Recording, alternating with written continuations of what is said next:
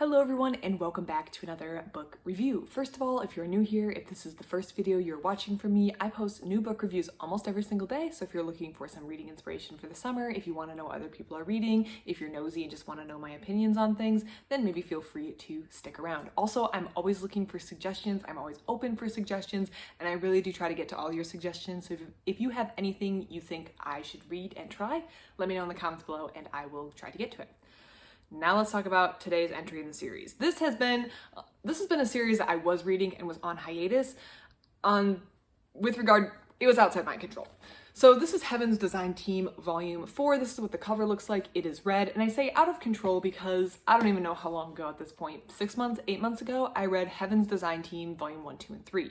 Loved it, had a great time reading it. And then to make a long story short, based on a bunch of circumstantial evidence, I think someone checked out Volume 4 from the library and then lost it and then didn't return it.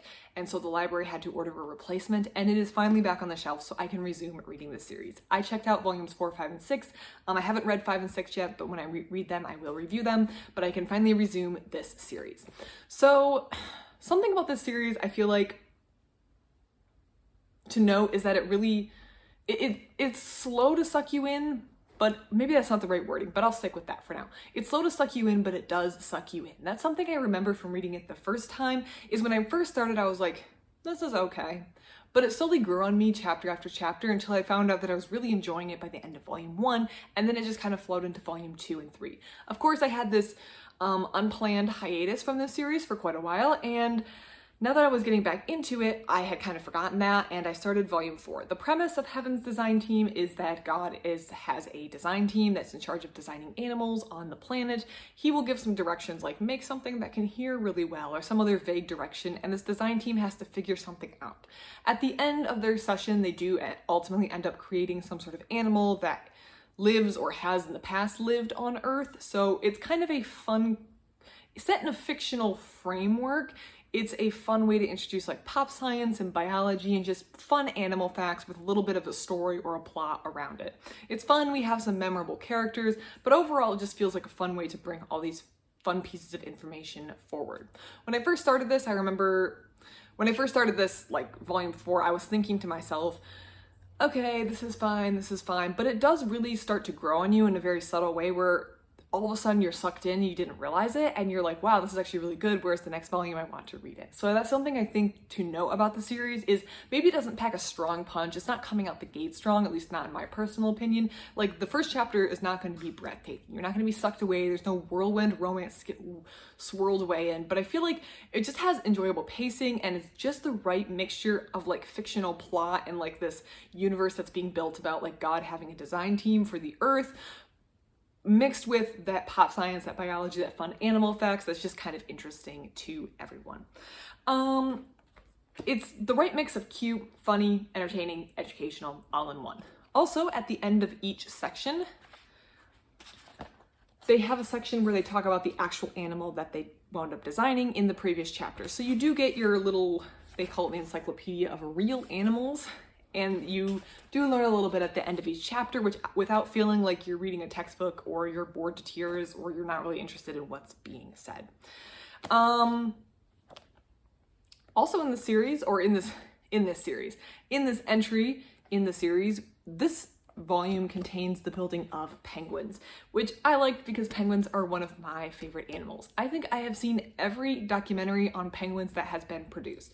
However, when I'm watching these penguin documentaries, the knowledge goes in one ear and comes straight out the other because I'm not actually paying attention to what the narrator is saying about their eating habits or their wildlife or anything like that. I'm just looking at the cute penguins and thinking about how cute they are. So I've retained zero knowledge despite watching a lot of hours of penguin documentary. So even when reading this book, I learned all sorts of fun facts about penguins that I didn't know because I wasn't paying attention in the 30+ hours of penguin documentary that I've seen.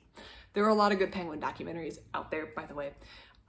I just didn't learn anything from them other than reinforcing my idea that penguins are very cute. That was probably my favorite chapter from here. I just really like it. I like the characters. I like the mix. I think it's well balanced. I think it subtly sucks you in. And I will say, my personal opinion, this is never going to be like amazing, mind-blowing, top tier. At least I don't think.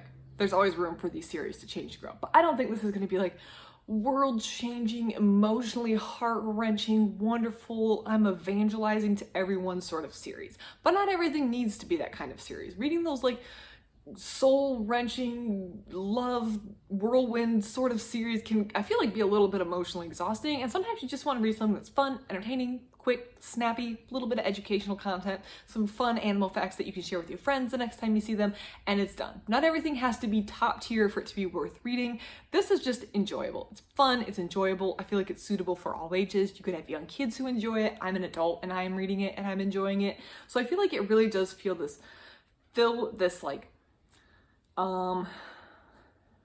niche in my reading world. Also, I'm reading a lot of hard-hitting series right now. I'm reading a sports manga, Haikyuu, that has my stress levels up to here. I'm sure my doctor thinks it's doing wonders for my blood pressure. I am reading Komi, Komi Can't Communicate, which just had a whirlwind romance of a volume that I just read. I am reading Kaguya-sama Love is War, where I very nearly cried because of how wonderful one of the latest volumes is.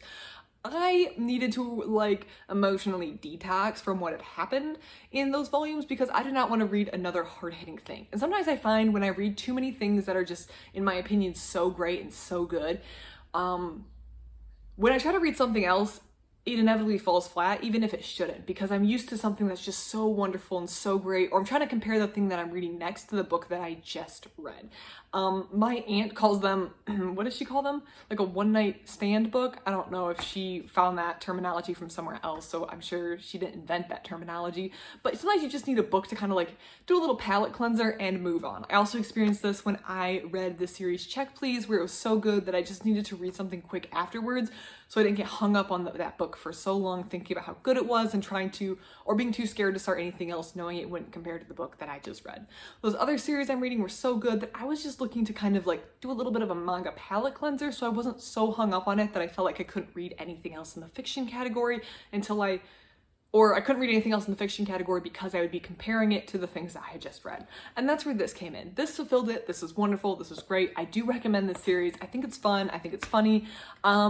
And it's the perfect sort of thing. I don't want to disparage it by calling it a palate cleanser, but I know it's just enjoyable, it's easy, it's light, it's fun to pick up. It's like a cozy mystery. Is it going to be the top thing on my end of the year review? Is it going to be the book that I think about for 20 years to come about how it changed my life and how I just loved reading that scene?